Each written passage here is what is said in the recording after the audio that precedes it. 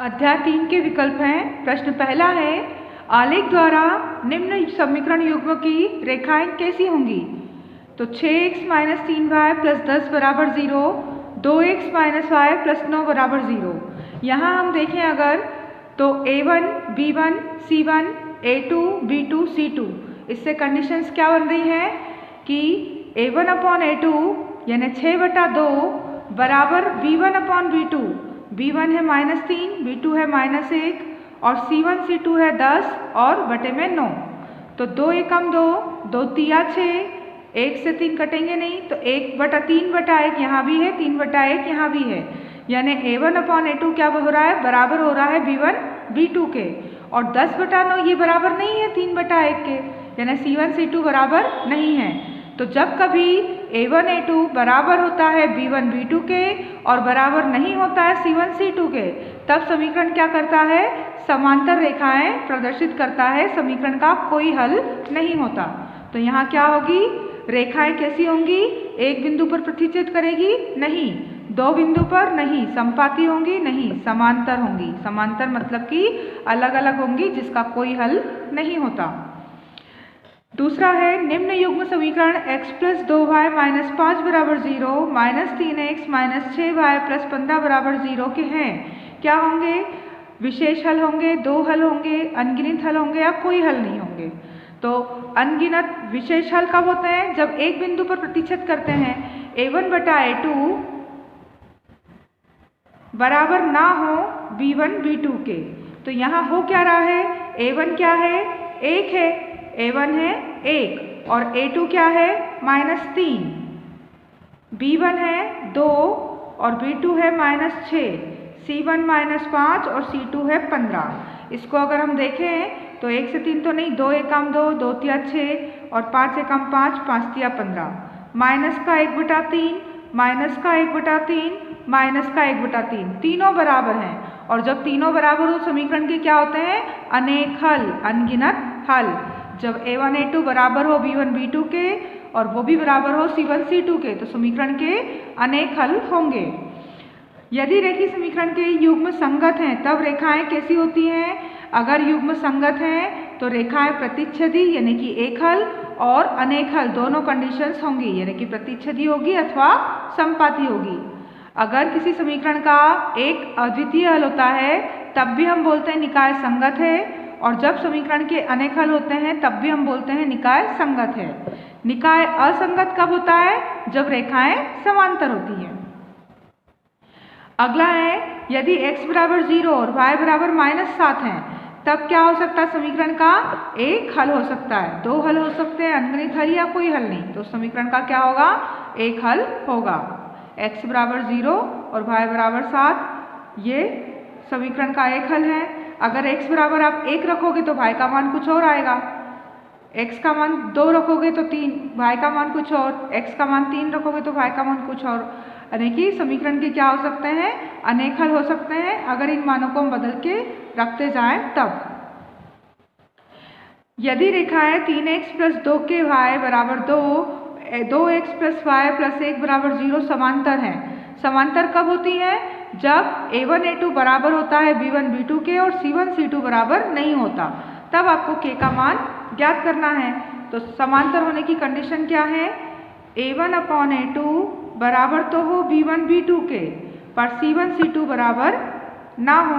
तो अब यहाँ हम मान देख लें, a1 a2 का मान क्या है, 3/2, b1 b2 2 के बटे 5 और c1 c2 2 और 1 उधर जाएगा +1 तो -1, तो ये बराबर नहीं होना चाहिए। यहाँ से k का मान निकालना है तो क्या करेंगे हम, त्रियक गुणा, 2 दूनी 4 के और 5 तिया 15, यानी k का मान आएगा 15/4। k का मान क्या आ जाएगा, 15/4 होगा। फिर cx माइनस y बराबर 2, 6x माइनस 2y बराबर 3 में अनेक हल हैं, तो फिर c का मान क्या होगा। तो अनेक हल की कंडीशन क्या होती है, a1 अपॉन a2 बराबर होता है b1 b2 के और ये भी बराबर होता है c1 c2 के, तीनों बराबर होते हैं तो होता है अनेक हल। तो A1 है हमारा C, A2 है 6, B1 -1, B2 -2, C1 है 2 और C2 है 3। अब यहाँ माइनस से माइनस कटें, C का मान निकालना है तो क्या करेंगे हम, त्रियक गुणा, 2 का गुणा C में 2C, 6 एकम 6, तो C बराबर आ जाएगा 6 के बटे में 2, 2 तिया 6, यानी C का मान होगा 3। C का मान 3 होगा। K के किस मान के लिए समीकरण 3x + -y + 8 और 6x - ky बराबर -16 समपाती रेखाएं प्रदर्शित करेगा। समपाती रेखाएं मतलब अनेक हल वाली रेखा है, एक ही रेखा पर दूसरी रेखा। तो अनेक हल की कंडीशन होती क्या है, A1/A2 बराबर होता है B1 B2 के, बराबर होगा C1 C2 के। अब इसमें मान रखें हम समीकरण से, A1 क्या है हमारा 3, A2 है 6, B1 -1, B2 -k, C1 plus का 8 उधर जाएगा तो -8 और C2 -16। अब अनेक हल की कंडीशन में K का मान निकालना है, त्रियक गुणा करेंगे, माइनस से माइनस कट गए, 3 का गुणा K में 3 के 6 एकम 6, K का मान आएगा 6/3, 3 दूनी 6, K का मान कितना आएगा 2। K के किस मान के लिए समपाती रेखाएं होंगी, K के मान 2 के लिए। अब x - y बराबर 2, x + y बराबर 4, इस समीकरण के हल क्या हैं, तो x - y बराबर 2 और x + y बराबर 4, x + y बराबर 4 हल करें, +y - y कट गया, 2x बराबर 4 और 2 6, x बराबर आएगा 6/2, 2 तिया 6, यानी x का मान आएगा 3। अब x का मान समीकरण 1 में रखा, x - y बराबर 2 था, तो यहाँ 3 -y बराबर 2, -y बराबर आएगा 2 - 3, यानी कि माइनस से माइनस कटे तो y का मान आएगा 1। तो क्या आंसर होंगे, x का मान 3 और y का मान 1, x का मान 3 और y का मान 1, ये होंगे समीकरण के हल। फिर है निम्न समीकरणों के अनगिनत हल हैं, तब a और b का मान निकालो। अनगिनत हल यानी कि अनेक हल, तो अनेक हल की कंडीशन होती क्या है, अनेक हल की कंडीशन है A1/A2 बराबर होता है B1 B2 के और बराबर होता है C1 C2 के। अब मान रखें इसमें, A1 का मान है हमारे पास समीकरण में 1, A2 का मान है A, B1 का मान है 2 और B2 का मान है B और C1 है -1 और ये 2 इधर आएगा तो वो भी हो जाएगा -2। ये मान है हमारे पास A1 A2 B1 B2 C1 C2 के। अब हमें A और B का मान निकालना है, तो यहाँ क्या करेंगे, अगर हम 2A बराबर क्या आ जाएगा B, ये होगी एक कंडीशन, और यहाँ से त्रियक गुणा करेंगे तो क्या होगा, -B बराबर 2 दूनी -4, यानी B का मान आ जाएगा 4। अब ये B का मान अगर यहाँ रख दें तो 2A बराबर B, 2A बराबर B का मान 4, यानी A बराबर आएगा 4/2, 2 दूनी 4, A का मान 2, B का मान 4 और A का मान 2 होगा। तो B का मान 4 और A का मान 2 कहाँ होगा, पहले ही ऑप्शन में मिलेगा ये हमें। अगला है, रमेश के पास केवल 1 रुपये और 2 रुपये के सिक्के हैं। यदि सिक्कों की कुल संख्या जो उसके पास है 50 है, तो जिनका कुल मूल्य 75 रुपये है, तब 1 रुपये और 2 रुपये के सिक्कों की संख्या क्या होगी।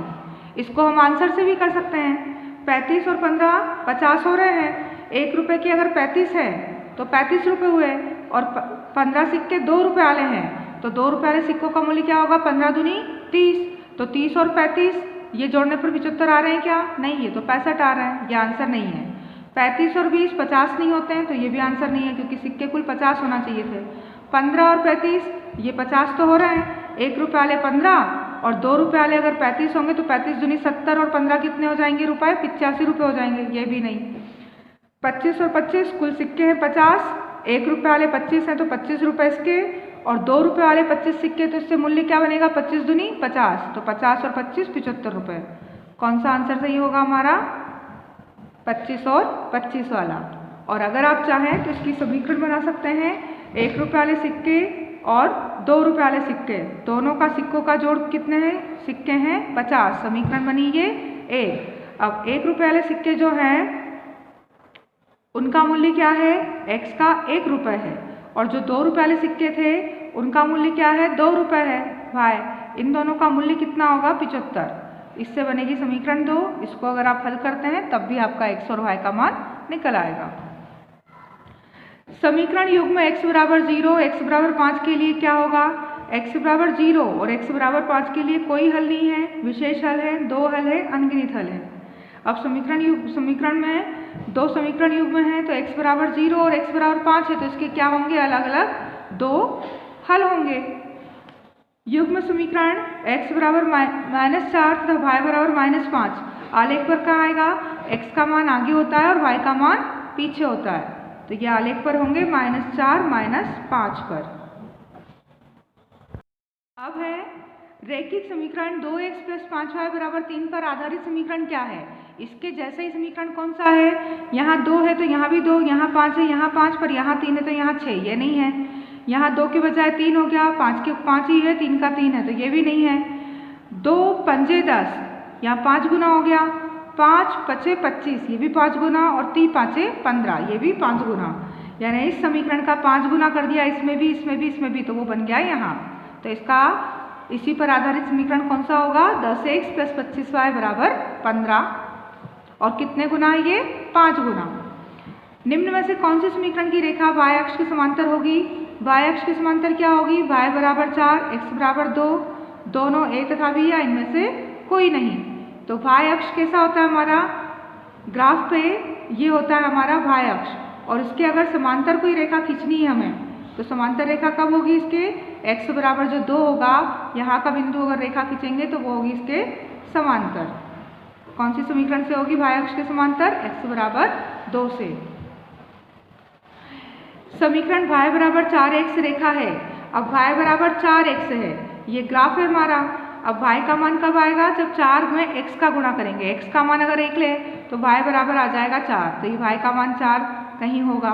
फिर अगर x का मान -1 ले तो यहाँ 4 का मान, y का मान आएगा -4, तो नीचे कहीं होगा -4। तो इस तरह के बिंदु प्राप्त होंगे कहाँ पर, y अक्ष पर। तो ये x अक्ष के समांतर है क्या, नहीं, x अक्ष के समांतर तो नहीं है।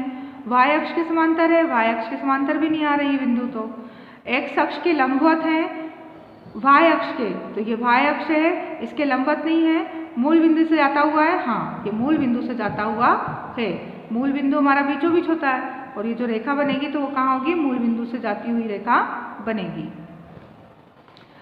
रेखा y बराबर 0 समांतर है। अब y बराबर 0 है, y का मान तो यहाँ है बीचों बीच 0।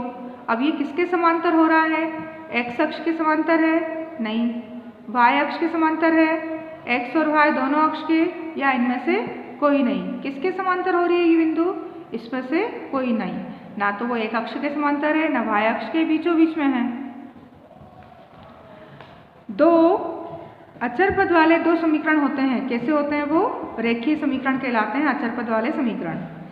यदि a बराबर m तथा b बराबर l है, तब समीकरण ax + bc बराबर c और lm + my बराबर n के लिए कथन कौन सा होगा, कि इसका क्या होगा, एक विशेष हल। क्यों होगा विशेष हल, क्योंकि a1/a2 b1/b2 के बराबर नहीं होगा, और जब बराबर नहीं होता तो समीकरण में क्या होता है, एक अद्वितीय हल, विशेष हल होता है। प्रश्न से समीकरण x + 2y बराबर 10 में यदि y का मान 6 हो तो x का मान क्या होगा, यहाँ y का मान अगर 6 होगा तो x + 2 y का मान 6 बराबर 10, यानी x + 6 दूनी 12 बराबर 10, तो x बराबर आएगा 10 - 12, ये +12 उधर जाएंगे तो माइनस के 2 होंगे।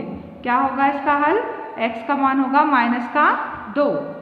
रेखा 2x + 3y बराबर 5 कैसी है, ऊर्ध्वाधर रेखा होगी, सीधी रेखा होगी, क्षैतिज रेखा, या इनमें से कोई नहीं।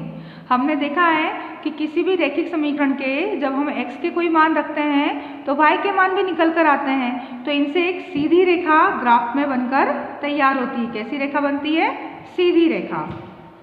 अब यदि 2x + 5y बराबर 0 तथा kx + 10y बराबर 0 का अद्वितीय हल हो तो k का मान नहीं होगा। k का मान क्या नहीं होगा, समीकरण क्या है, 2x प्लस 5y बराबर 0 और kx प्लस 10y बराबर 0 इसका अद्वितीय हल है। अद्वितीय हल के लिए क्या होता है, a1/a2 बराबर नहीं होता b1/b2 के। तो a1 a2 क्या है, 2/k, ये बराबर नहीं होना चाहिए 5/10 के। अब गुणा करें अगर अपन तो k का 5 में गुणा करेंगे, तिर्यक गुणा, तो 5k बराबर 10 दूनी 20, यानी k का मान नहीं होना चाहिए 20/5 के बराबर, 5 चौक 20, यानी k का मान बराबर नहीं होना चाहिए किसके, 4 के। अगर k का मान 4 के बराबर नहीं होगा तो ही अद्वितीय हल होगा। अगर k का मान अगर हम 4 रख देंगे, बराबर रख देंगे 4 के, तो फिर क्या होगा, a1 a2 और b1 b2 आपस में बराबर हो जाएंगे, और बराबर होंगे तो अद्वितीय हल नहीं होगा। हमें तो अद्वितीय हल लाना है। तो अद्वितीय हल कब होता है, जब a1 a2 बराबर नहीं होते हैं b1 b2 के। और उसके लिए है कि यहाँ 4 के अलावा आप कुछ और रख दो, तब ये कंडीशन अप्लाई होगी और अद्वितीय हल होगा। तो k का मान क्या नहीं होगा, 4 नहीं होगा। इसके अलावा आप कुछ भी रख दोगे तो अद्वितीय हल हो जाएगा। निम्न युग्म x बराबर 1 व y बराबर e को आरेखित करने पर क्या होता है, समांतर b पर a प्रतिच्छेद संपाती बिंदु ab पर प्रतिच्छेद। x बराबर a और y बराबर b हो, अगर इसको अगर अपन आलेखित करेंगे तो यहाँ ग्राफ है, यहाँ है a b, यहाँ है a b, तो x का मान a लेंगे और y का मान b, तो ये किस पे, बिंदु ab पर प्रतिच्छेद करेगा। x का मान a, y का मान b, ab पर प्रतिच्छेद होगा। फिर है संगत रैखिक समीकरण युग्म में एक समीकरण -5x प्लस 7y बराबर 2 है, तो इसका दूसरी समीकरण क्या होगा, संगत। संगत समीकरण कैसी होती है, जिसका एक अद्वितीय हल होता है या अनेक हल होते हैं। तो अद्वितीय हल के लिए हमें a1 a2 बराबर नहीं होना चाहिए b1 b2 के। तो -5 किसके बटे में, इन चारों समीकरण को रख कर देखें हम, 5 7 और 2, -5 7 और 2। अब ये क्या होना चाहिए, देखते हैं इनके नीचे, 10 14 और 4, अगर ये होंगे 10 14 और प्लस 4 उधर जाएगा -4, तो संगत होगा क्या, 5 एकम 5, 5 दूनी 10, 7 एकम 7, 7 दूनी 14। ये माइनस में है और ये प्लस में है, तो बराबर नहीं होंगे। बराबर नहीं होंगे तो एक विशेष हल होगा, और विशेष हल को हम क्या बोलते हैं, संगत है। तो कैसे संगत होगा, ये इस कंडीशन में भी संगत होगा। ax प्लस 2y बराबर 7 और 3x प्लस by बराबर 16 समांतर रेखाएं हैं। समांतर रेखाएं मतलब a1/a2 बराबर है b1 b2 के और बराबर नहीं है c1 c2 के। इसमें मान रखें हम ax प्लस 2y, a1 का मान क्या है a, b1 का मान है 2 और c1 का मान है 7, ax 2y और 7। अब a2 का मान 3 बटे में 3, b2 का मान है b और c2 का मान है 16।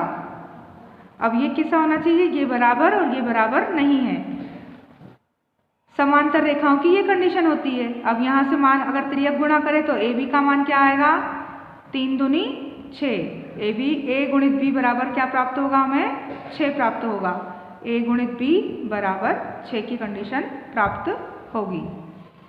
25वां है ax plus by plus c बराबर 0, dx plus cy plus c इस समीकरण की एक ही रेखा हो। एक ही रेखा हो मतलब इसका ग्राफ कैसा बनेगा, ग्राफ जो होता है वो एक ही रेखा के ऊपर दूसरी रेखा बनेगी, यानी कि अनेक हल वाली कंडीशन। तो अनेक वाली कंडीशन क्या होती है, n1 a2 बराबर होता है b1 b2 के और वो बराबर होता है c1 c2 के। अब यहाँ से मान रखें a1 a2 का मान क्या होगा, a b और c, ये हैं a b और c, और इसके बटे में दूसरी समीकरण क्या है d e और c, तो यहाँ d e और फिर c।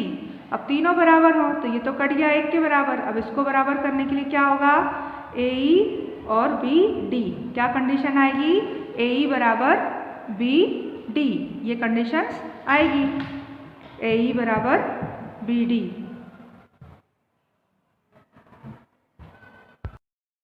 x प्लस वाई बराबर 14 और x माइनस वाई बराबर 4, इसका क्या हो सकता है, तो x प्लस वाई बराबर 14 और x माइनस वाई बराबर 4, ये कट गए। x और x 2x 14 और 4 18, x का मान 18/2, 2 9 18 9 आएगा।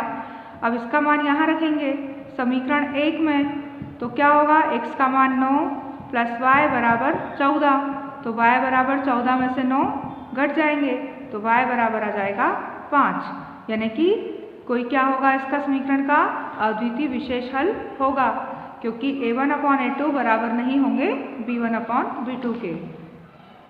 अब यहाँ y बराबर 0.5x प्लस करनी 7 हो, आपको किस रूप में लिखना है? ax plus by plus c बराबर 0 के रूप में। ax plus by plus c बराबर 0, इस रूप में लिखना है आपको। किस कंडीशन को? इस कंडीशन को। तो यहाँ पर क्या हो रहा है? y इधर है, बराबर के बाद है, तो y का मान इधर आएगा तो काय में आ जाएगा? ऋणात्मक जाएगा। 0.5x सबसे पहले हम लिखें 0.5x, फिर y का मान लिखेंगे x के बाद, तो y इधर आएगा तो काय का हो जाएगा? माइनस का y, फिर c का मान करनी 7 बराबर 0। ये होगी समीकरण से तुलना करें। ax का मान कितना आ रहा है? 0.5, y का मान कितना आ रहा है? माइनस का 1 और c का मान करनी 7। तो ये किस सीक्वेंस में रखा हुआ है यहाँ पर? 0.5 फिर प्लस का 1 और करनी 7 नहीं, एक तो काय का आएगा? माइनस का। तो 0.1 माइनस का कहाँ पर आ रहा है? यहाँ पर आ रहा है 1 माइनस का। x का मान 0.5, y का मान -1 और c का मान करनी 7। a b c तीनों के मान हैं। ax plus by plus c बराबर 0, इस रूप में लिखना था हमको, तो हमने लिखा 0.5, y पक्षांतर किया था, प्लस y था, इधर आएगा तो माइनस y और प्लस 7 उधर ही। अगला है निम्न से कौन सा समीकरण 7x प्लस 8y बराबर 61 का हल होगा? अब यहाँ हल करके देखें आप।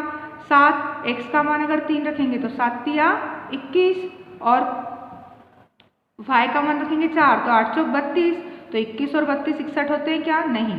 x का मान अगर यहाँ 2 रखें तो 7 दूनी 14 और y का मान रखें 5 तो 8 पंजे 40, 14 और 40 भी 61 होते हैं क्या? नहीं। x का मान -3 रखें तो 7 या 21 माइनस के और 8 7 56, 56 में से 21 जाएंगे तो 61 आएंगे? नहीं।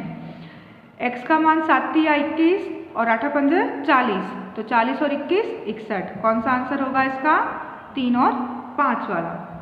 y और x बराबर अगर y है तो इसके लिए क्या सत्य होगा? बिंदु 1 -1 के पास होता है, मूल बिंदु के पास होता है, y अक्ष के समांतर है, x अक्ष के समांतर है। यदि x और y का मान क्या हो रहा है? बराबर है, दोनों हैं सेम हैं, तो वो क्या होंगे? 1 -1 के बराबर होंगे या x अक्ष y अक्ष के समांतर होंगे? नहीं, वो मूल बिंदु के क्या होंगे? पास में होंगे। दोनों बराबर है तब। पिता की आयु पुत्र की आयु की 6 गुनी है। 4 वर्ष बाद पिता की आयु पुत्र की आयु की 4 गुनी होगी। आज क्या है? पिता की आयु पुत्र की आयु की 6 गुनी है। पिता की आयु अगर x वर्ष है तो पुत्र की आयु उससे 6 गुनी यानी कि 6y के बराबर है। पिता की आयु पुत्र का 6 गुना 6y के बराबर है। अब 4 साल बाद पिता की आयु में भी आपने 4 जोड़ दिए हैं और पुत्र की आयु में भी क्या जोड़ दिए हैं? 4 जोड़ दिए हैं। अब जो पिता की आयु थी वो पुत्र की आयु की कितनी गुनी है? 4 गुनी है। तो अब देखें x प्लस 4, 4 छंग 24y और 4 चौक 16, तो x माइनस 24y बराबर 16 में से 4 जाएंगे 12, ये समीकरण बनेगी एक। 6 गुनी, या फिर इसको समीकरण को हल करने की बजाय हम अब विकल्पों से आंसर देख लें। पिता की आयु पुत्र की आयु की 6 गुनी है, तो यहाँ 4 छंग 24 हो रहा है और 4 साल बाद पिता कितने का हो जाएगा? 24 और 4 28 साल का, और पुत्र 4 साल बाद कितने का होगा? 8 साल का। तो ये कितना है? 4 साल बाद 4 गुनी है क्या? 8 का 28 4 गुना है? नहीं। अब ये 30 और 5, 5 छक्का 30, 6 गुनी तो हो रही है। अब ये 4 साल बाद 30 का कितना हो जाएगा? पिता 34 साल का हो जाएगा और पुत्र 5 की वर्ष का 4 साल बाद कितना हो जाएगा? 9 वर्ष। तो ये 4 गुना है क्या? 9 चौक 36 होते हैं, 34 तो नहीं होते, ये भी नहीं होगा। 6 और 36, पिता 36 साल का है अभी, 4 साल बाद कितने का हो जाएगा? 36 और 4 40 का। और पुत्र 4 साल बाद कितने का हो जाएगा? 10 साल का। 6 में 4 जुड़ जाएंगे। अब 10 चौक 40, 4 गुनी है, हाँ, इससे आ रहा हमारा आंसर। ये है हमारे अध्याय 3 के 30 विकल्प।